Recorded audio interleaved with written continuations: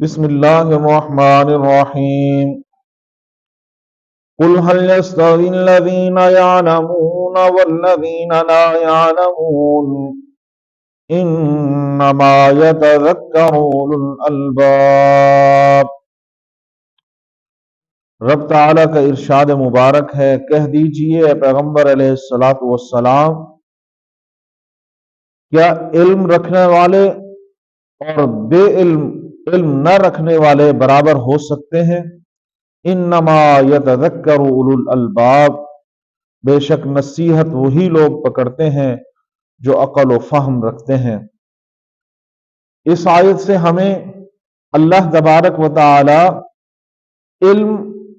اور نا علم رکھنے والے کا فرق بیان کر رہے ہیں کہ برابر نہیں ہو سکتا ایک بندہ جو علم رکھتا ہے اور ایک بندہ جو علم نہیں رکھتا، وہ کبھی برابر نہیں ہو سکتا۔ یعنی اللہ نے علم حاصل کرنے والے کا مقام اور مرتبہ اونچا کر دیا کہ جس کو رب تعالی کی طرف سے علم مل گیا وہ بڑا خوش قسمت ہے، اور اس کے لیے فائدے ہی فائدے ہیں کہ بات کو سمجھے گا وہی جو اب علم رکھتا ہے، اور جو علم نہیں رکھتا اور جو علم رکھتا ہے وہ کبھی برابر نہیں ہو سکتے۔ اور جو علم نہیں رکھتا اس کو بات سمجھانے کے لیے کئی طریقے، کئی حربے استعمال کرنے پڑتے ہیں، اور اس کو اچھائی تک پہنچنے کے لیے کئی راستے اپنانے پڑتے ہیں۔ اور ایک بندہ جو علم و فہم رکھتا ہے اس کو سمجھنے میں اور صراط مستقیم تک پہنچنے میں دیر نہیں لگتی۔ اس لیے ہمیں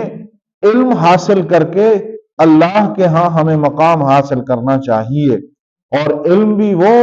کہ ہم خود اس پر عمل کرنے والے بنیں، اور علم بھی وہ کہ ہمارے علم سے لوگوں کو فائدہ پہنچے رب کی رضا کے لیے، دنیا کی دکھلاوے کے لیے نہیں، دنیا کی حرص کے لیے نہیں، دنیا کو حاصل کرنے کے لیے نہیں، بلکہ مقصد صرف ایک ہی ہونا چاہیے کہ مجھے رب کی رضا حاصل ہو جائے۔ یہ میں علم لے رہا ہوں اللہ کی رضا کے لیے، علم لے رہا ہوں اللہ کو پہچاننے کے لیے اور ان کو سمجھانے کے لیے جو رب کو نہیں پہچانتے۔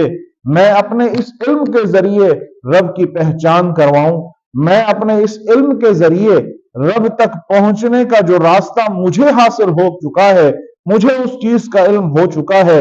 میں اپنے دوست، اپنے بھائی، اپنے احباب، اپنی جماعت کو بتا کر، اپنے متعلقین کو بتا کر انہیں صراط مستقیم تک پہنچاؤں۔ صرف ایک ہی مقصد ہو کہ رب کی رضا مجھے مل جائے۔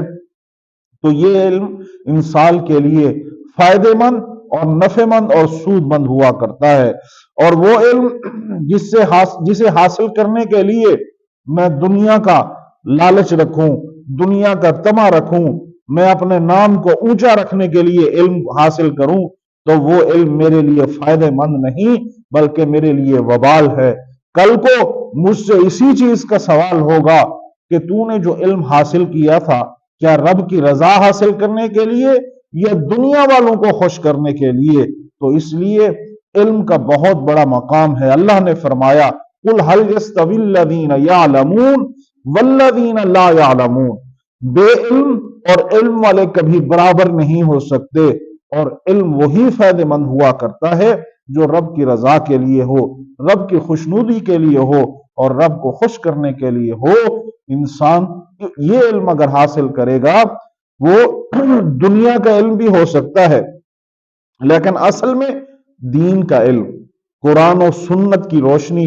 قرآن کو سمجھنا، قرآن کا فہم حاصل کرنا، حدیث کو سمجھنا، حدیث کا فہم حاصل کرنا،